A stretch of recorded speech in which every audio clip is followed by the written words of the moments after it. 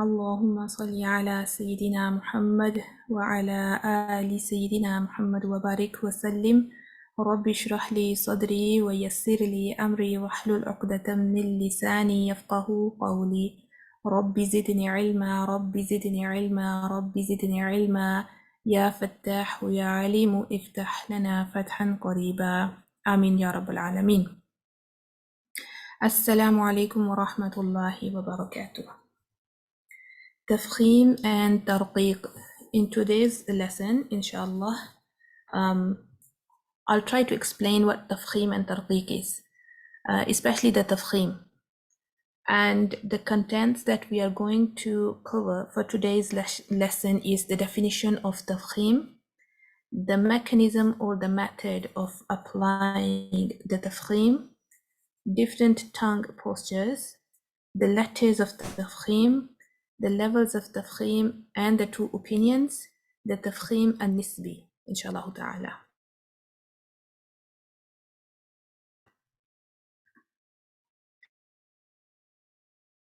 Now, literally, it means fattening or at-tasmin in Arabic.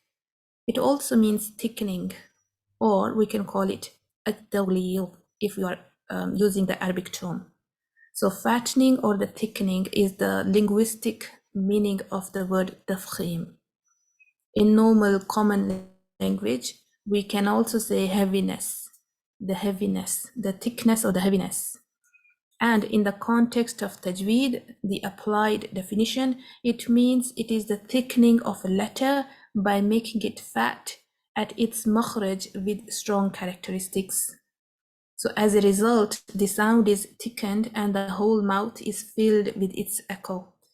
So as you can see in the pictures here, this is the balloon which has been filled with the air. So as the balloon got the air being filled in, it has become blown and it has become fat and filled with the air, as we can see it. Here, the picture of the child shows the mouth is filled with the position of the tongue and the mouth is as such that it's filled with something. Either the boy is saying something, it's making an expression like all the different sounds where you have to collect your lips and squeeze your tongue within, and the cheeks can be seen as being filled completely with the sound. So let's see what the this whole mechanism is, inshallah. Now we have the practical method, the pictures with the curved tongue and the flat tongue. When we say the Tafkheem, the position of the tongue should be such to bring the heaviness or the thickness to the sound of the letter. We need to curve the tongue from the middle like this.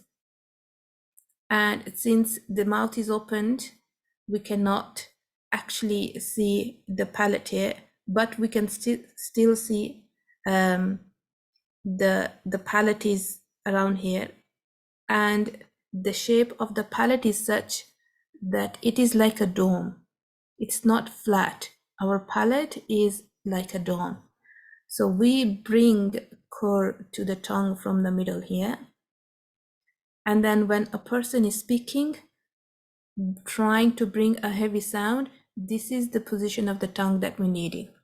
Okay. And this is the position of the tongue, which is for the flat or the light letters. Yeah.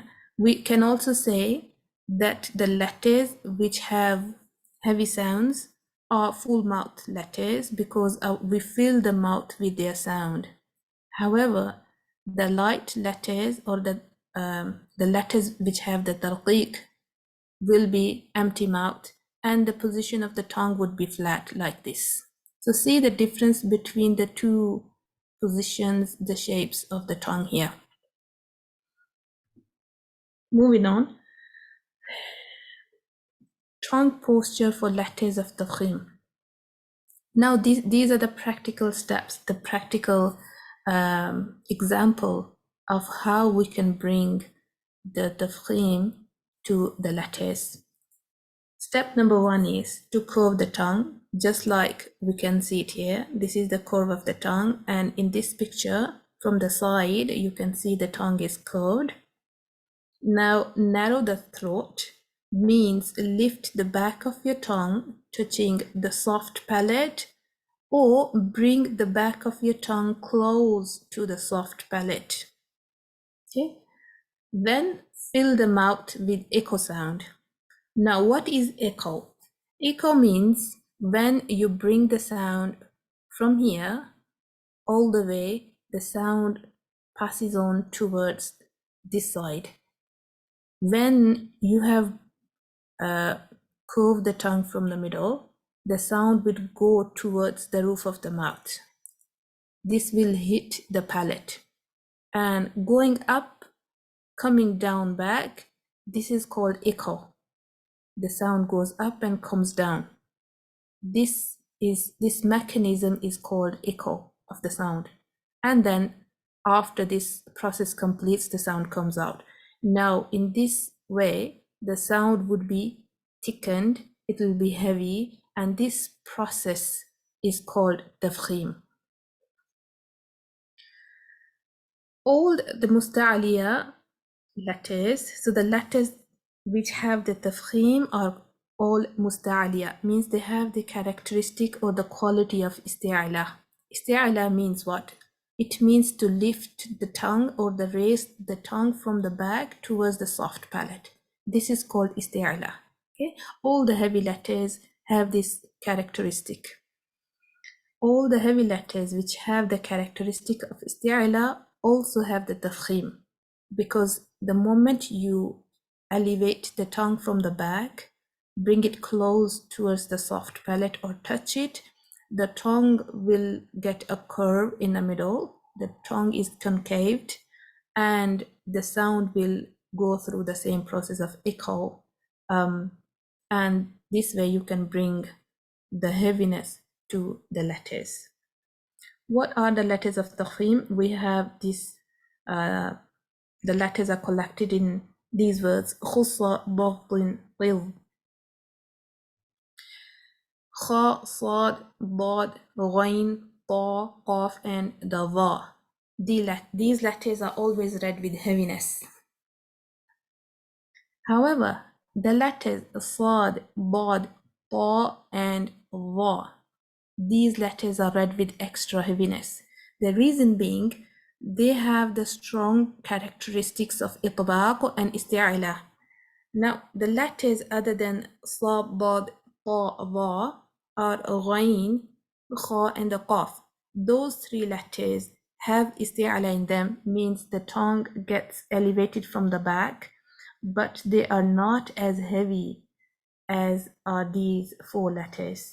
So they have even stronger characteristics. So every letter will be considered according to their characteristics, whether the letter has more tafkheem, more heaviness, or comparatively less heaviness when it comes to seeing the level of their heaviness. So these four have extra than the others because of the positioning of the tongue, their characteristics, and the sound. The letters alif, lam, and ra, they are the letters of istifal, means these are the letters which are not permanently heavy. However, they can become mufakham in certain cases, especially the letter alif. According to some scholars, alif is neither heavy nor light. It just follows the letter to which it is attached to. So any letter this letter is attached to will get the same characteristics. For example, if it's attached to the heavy letter, alif will become heavy, mufakham. If it's attached to a light letter, a muraqqaq letter, the alif will become light as well. The lam is a light letter, except in lafzul jalala. In the word Allah, if the lam in the middle is preceded by fatha or a dhamma, the lam would be read heavy with full mouth. If it's preceded by the kasra, the lam would be light. However, in all other cases, the lam is always read lightly. The letter ra, when it gets a fatha and a dhamma, it's read heavily. However, when it gets a kasra, it's read light. There are other rules attached to the letter ra, especially the ra sakina. Inshallah, we'll learn that once we come on to the topic of ra sakina, inshallah ta'ala. The alif, lam, and the ra are the three letters which are also called shibhu musta'aliyah, means they resemble like the heavy letters, the isti'ala letters, but they're not always musta'aliyah. They are not always heavy. They're not always mufakham. It depends on how they are being used. Now we come on to the levels of tafkheem. So we have two opinions. One is by Ibn Wahan and the other one is Ibn al-Jazari. So Imam Ibn al-Jazari has laid down the 5 levels of tafkheem. However, Imam Ibn Wahan, according to him, the levels of tafkheem of the letters are only 3. So he says, Ibn Wahan, he says that the letter of tafkheem, if it gets a fatha, that's the first level of heaviness. That's the highest level of heaviness according to him. And when it gets a dhamma, that's the second level of heaviness. And when it gets a kasra, the tafkheem would be the least. That's the third level of heaviness. And he says that the sakin letter, if the mufakham sakin letter comes in a word, then it follows to what's before it. Like it follows the harakah of the letter before it. So if the letter before it has a fatha, so it will fall under the first level. If it gets a dhamma, then the second letter will fall under the second level. And if it gets a kasra, then it will fall under the third level. On the contrary, Ibn al-Jazari, he places the tafkheem letter at the highest when it has a fatha with an alif after it. That's the highest according to Ibn al-Jazari. And he places the tafkheem letter with the fatha as a second level, and with the dhamma as the third level, with the sukoon, according to him, the heavy letter, the mufakham letter is at level 4, and with the kasra is at level 5. So he has given the 5 levels, the maratib of tafkheem. Both opinions are correct. They are accepted as being correct. However, when the reciter is reading according to the opinion of Imam Ibn al-Jazari, so he should stick to it in his reading as it is taken. You need to take one opinion at least when you're reading. So these are the examples. This is al-madhhabu thani, the second opinion, and al-madhhabu al-awwal, the first opinion. So this one is the example of Ibn Tahan, and this one is Ibn al-Jazari. So qala, he places Ibn al-Jazari as the first level. So when the fatha and the alif comes on a mufakham letter, the qaf, this is the first level. But according to the second opinion, the heavy letter with the fatha and alif and without alif is at the same level. So At-Tahan, he places both at the same level, but Ibn al-Jazari places with the alif as the first level. And the dhamma, yaqulu, that's the second level. Madmum, that's the second level. But according to Ibn al-Jazari, qad, as you can see, and yaqulu as the third level with the dhamma. So qad with the fatha, qala fatha and alif, qad only with the fatha, yaqulu only with the dhamma, yaqta'una with the sukoon, and qila at the end. All these level 5 you can see. And here are the examples of Ibn Tahan with the placing the heavy letter with the alif and without alif as the first level, with the dhamma as the second level, with the kasra as the third level. And these are the examples of second letter. So the second letter should follow what's before it. So any harakah that's before it would follow the level. Fatha would go here. Second letter with the Dhamma will go as the second level, and second letter with the Kasra will go to the third level. So this is how this has been categorized, inshallah ta'ala. Now we have Tafkheem and Nisbi. Tafkheem and Nisbi means these Qaf, Ghain and the Kha, when these letters get a Kasra, they are relatively mufakham, means they are not as heavy.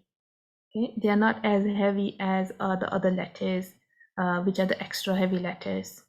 The reason being the makhraj is such, when you say them with the kasra, it's not as heavy.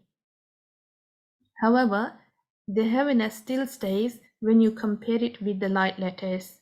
So if I say ki and ti, there is a difference. There is still some level of heaviness when I say these three letters with the kasra.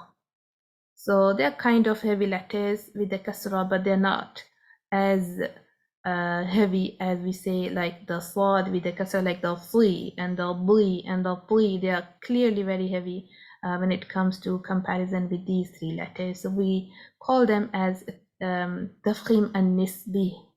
This is how it's been characterized. So for today, inshallah, I think these have been clear to you. This mechanism is something that we can learn through practice and listening to the sounds. So the more you listen to the heavy sound, you can make a difference. So try and say the heavy letter with empty mouth, like flattening the tongue and then curving the tongue. So say both ways. For example, if you want to say the sword heavily, you can say, for example, for practice reasons, try saying sa and sa, and see the difference. Another example is for the letter kha. Hold on to your tongue whilst prolonging the sound. So carry on with the sound of the kha and focus on the positioning of your tongue and see how it's been elevated from the back and it's been concaved from the middle. Kha. Likewise, you can also do a practice with a letter like the qaf. You'll see the tongue squeezes in. It gets thickened. Even the muscle of the tongue you'll see gets thickened. Yeah. This is the thickening that brings the heaviness to the letter. So our tongue, it can move, it can squeeze in, it can be spread out. So this muscle you can move around. So using the different positioning of the tongue brings out the different sounds. So for heaviness, just try and understand how this mechanism works. How squeezing in the tongue brings a different sound, then flattening it and keeping it empty mouth. I hope so. This is clear for today, inshallah. For Tarqeeq, inshallah, I'll do another session and explain it, inshallah, at length. سبحانك اللهم وبحمدك نشهد أن لا إله إلا أنت نستغفرك ونتوب إليك. السلام عليكم ورحمة الله وبركاته.